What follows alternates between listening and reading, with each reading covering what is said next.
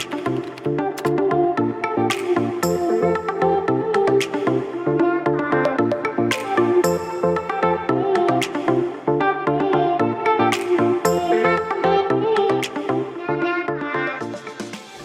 bonjour tout le monde.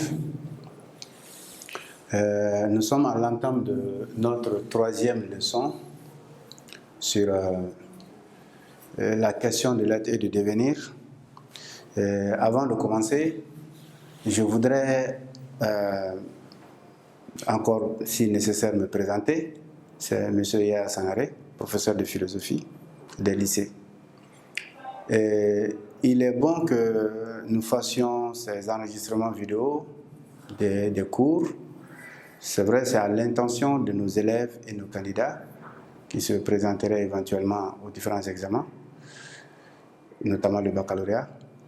Mais nous voudrions aussi que ces vidéos que nous lançons servent d'espace d'échange entre nous, puisque nous n'avons pas la prétention de tout connaître, nous n'avons pas la prétention d'épuiser ces sujets. Donc nous voudrions que les uns et les autres, notamment les collègues aussi, et même d'autres personnes extérieures, puissent réagir à nos interventions, à nos leçons, et en nous faisant des critiques, des suggestions, dans le but d'améliorer ce que nous proposons à nos candidats pour l'intérêt de tous. Et pour cela, les uns et les autres peuvent d'une part réagir dans la partie commentaires après les vidéos, mais aussi ils peuvent, les vidéos qui sont posées sur la plateforme pédagogique de École au Mali, qui est notre plateforme. Ensuite, ils pourront également réagir sur mon numéro, qui est le 76 28 17 30, pour ceux qui le souhaitent, pour une interaction directe, afin de, comme je l'ai dit tantôt, d'améliorer vraiment nos prestations. Cela dit, nous allons revenir à notre leçon du jour qui porte sur Aristote et sa question de l'être et du devenir. À l'entame de cette leçon, il est bon que nous sachions qui est Aristote, en premier lieu. En deuxième position, nous allons parler de ce que c'est que l'être et ce que c'est que le devenir chez Aristote. Je suis certain que les uns et les autres ont l'habitude d'entendre parler d'un certain Alexandre le Grand.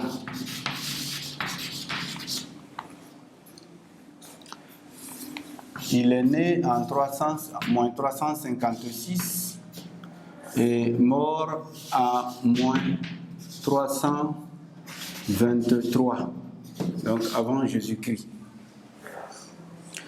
C'est ce que nous appelons chez nous ici, en Afrique subsaharienne, Mansa Dzouroukaraneini. Les Européens l'appellent Alexandre le Grand. Il s'agit du même personnage.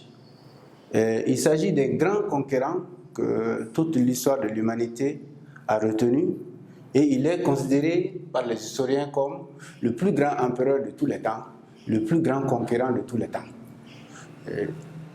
Ce nom, Alexandre le Grand, fait appel à un autre nom. Il s'agit d'Aristote. Ces deux noms sont associés, même si le commun des mortels ne voit pas directement le lien.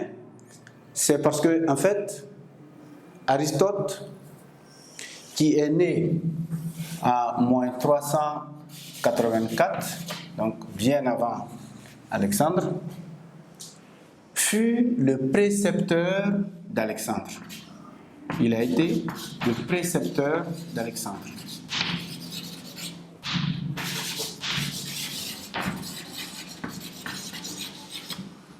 Autrement dit, Alexandre le Grand a été son disciple. Alors, qui est Aristote? Aristote est un philosophe grec né à Stagire.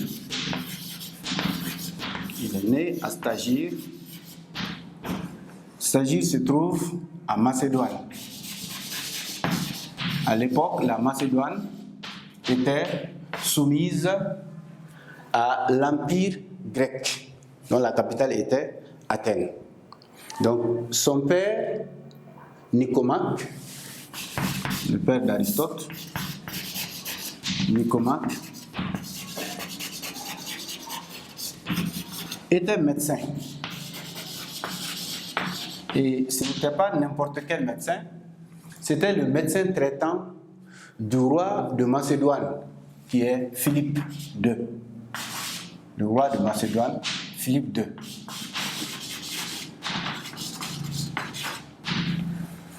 Ce qui donnait, du coup, une position sociale assez confortable au père d'Aristote et éventuellement à Aristote. Il est bon de signaler, comme je l'ai dit dans la leçon précédente, que les philosophes grecs, pour la plupart, sont issus de milieux sociaux favorisés, ce qui leur permettait de s'adonner aux réflexions philosophiques. Et c'est dans ces conditions que le jeune Aristote va d'abord mener de brillantes études auprès de son père, en mathématiques, en biologie, etc. Et c'est à l'âge de 17 ans, donc nous sommes en moins 367, quand Aristote perd son père meurt, et Aristote décide de partir à Athènes pour approfondir ses connaissances. À l'époque, comme nous l'avons vu la dernière fois, l'académie, l'école philosophique que Platon avait mis en place, était à son apogée. Donc c'était pratiquement la meilleure école de la Grèce antique. Et Aristote va s'y rendre.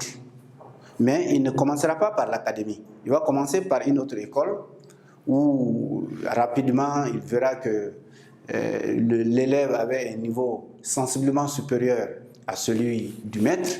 Il s'agit d'Isocrate. Il quitte l'école d'Isocrate pour rejoindre la plus célèbre école qui est celle de Platon. Et c'est quand il fait son entrée à l'école de Platon, en cette année de moins 367, il y restera durant 20 ans, élève et disciple de Platon. Jusqu'à la mort de Platon, qui lui avait donné même un surnom, puisqu'il était tellement brillant, Platon lui avait donné le surnom de liseur, le liseur, ou encore l'intelligence de l'académie. Aristote, en réalité, est une des premières personnes à enseigner la philosophie de façon telle qu'on le fait aujourd'hui, en tant que professeur. Donc, Platon était le maître, Aristote était le professeur. Il enseignait tout en étant disciple de Platon. Ensuite, comme je le disais auparavant, lorsque Platon meurt, Aristote va être persécuté parce qu'il ne bénéficiera pas de la prise en charge de l'école, quand bien même que sa position intellectuelle lui réservait normalement ce poste-là. En fait, il devrait prendre la relève à la mort de Platon. Mais comme il n'était pas athénien, et les Athéniens avaient ce terme pour qualifier toute personne étrangère à Athènes, les barbares. Donc, perçu comme un barbare, il ne pouvait pas se permettre d'être à la tête d'une école aussi prestigieuse que l'Académie. C'est ainsi que on va l'accuser, le Parti national grec va l'accuser d'impiété, de non-respect aux dieux grecs. Et Aristote, non pas par peur de la mort, puisque d'aucuns diront donc qu'il a fui, il a eu peur de la mort. En fait, il n'a pas eu peur de la mort, mais il a plutôt dit dans ses écrits, et son compagnon, son meilleur ami et élève, Théophraste, qui a fait les voyages avec lui, reconnaît que le professeur, donc Aristote, n'a pas quitté Athènes par peur d'être tué, mais il a quitté Athènes pour éviter au Parti national de commettre un second crime contre la philosophie, comme ils en avaient eu l'habitude de le faire sur Socrate en moins 399. Donc pour que le crime contre la philosophie ne se répète pas, il décida de quitter Athènes et il va entreprendre une série de voyages qui vont l'amener à visiter quelques pays d'Asie mineure, quelques royaumes d'Asie mineure, quelques grandes villes telles que Mytilène. Et là aussi, il va fonder une école avec son ami Zénocrate, mais c'est de là-bas que Aristote reçoit l'invitation du roi Philippe pour venir s'occuper de l'éducation du jeune Alexandre qui n'avait que 13 ans. C'est ainsi qu'Aristote quitte comment on appelle ça, son exil de Mytilène pour se rendre à Péla, la capitale de la Macédoine, et afin de s'occuper du préceptorat du jeune Alexandre. Là-bas, il va rester dans la cour du roi Philippe jusqu'à la mort de Philippe. Lorsque le roi Philippe meurt, naturellement, Alexandre prend le pouvoir et Alexandre va lancer une série d'édicts. La première concernera naturellement Athènes, qui avait vu son maître quitter sous peine d'être tué. Donc il va lancer une conquête sur Athènes, non seulement pour venger son maître, son mentor, mais aussi pour venger son père, qui n'avait jamais réussi à libérer la Macédoine de la domination grecque, de la domination athénienne. Et cette conquête fut une conquête triomphale, puisque rapidement il va soumettre Athènes et demanda à Aristote d'y retourner et de s'y installer là où il voudra. C'est ainsi que Aristote va s'installer sur un espace où il va construire son école, qui était dédié aux dieux. Il y avait un dieu grec, le dieu Lucien. Il y avait un espace qui était dédié à ce dieu Lucien. Et c'est cet espace qui va servir d'école pour Aristote. C'est pourquoi l'école va prendre le nom de lycée. C'est la déformation de Lucien qui fait lycée. Et donc cette école appelée le lycée, où les élèves et les disciples d'Aristote apprennent le savoir philosophique auprès d'Aristote, seront les lycéens. Donc on peut comprendre aisément que le premier fondateur de lycée, c'est Aristote. Pas en tant que structure des écoles modernes qu'on a, mais par dénomination et comment on appelle ça, dérivé du dieu lycien.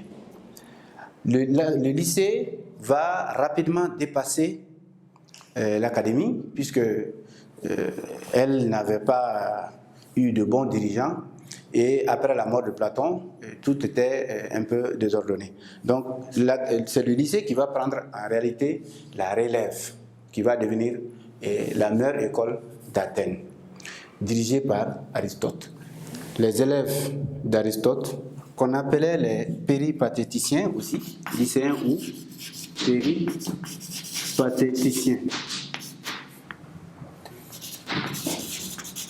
Péripatéticiens, pour désigner le fait que l'enseignement d'Aristote ne se faisait pas entre les quatre murs, mais ça se faisait tout au long à l'intérieur au cours d'une promenade. Donc de telle sorte que les élèves qu'on appelait les péripatéticiens, du grec péripatein, qui veut dire se promener. Donc ils se promenaient tout en recevant l'enseignement du maître. Bon, je disais que lorsque le protecteur d'Aristote, qui était le roi Alexandre, lorsque Alexandre meurt, il y a forcément de nouveaux problèmes auxquels Aristote doit faire face. Et le Parti national revient encore à la charge pour accuser Aristote afin de le persécuter. Et finalement, Aristote quitte Athènes de nouveau pour aller sur l'île d'Ébeu, Chalcis. Et c'est là-bas que Aristote trouve la mort à cause d'un ulcère d'estomac en moins 322. Si vous voulez, un an juste après la mort d'Alexandre. C'est ainsi que prend fin la vie d'Aristote et brièvement son parcours ainsi présenté.